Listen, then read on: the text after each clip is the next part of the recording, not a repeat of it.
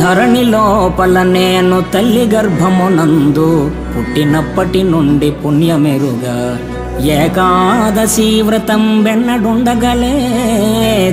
తీర్థయాత్రలకైన తిరుగలేదు, పారమార్థికమైన పనులు చేయగలేదు, భిక్ష మొక్కనికైన పెట్టలేదు, జ్ఞానవంతులకైన పూని మ్రొక్కగలేదు, ఇతర దానములైన ఇయ్యలేదు.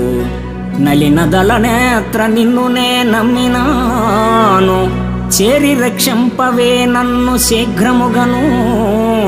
భూషణ వికాస శ్రీధర్మపుర నివాస, దుష్ట సంహార నరసింహ దురిత దూర.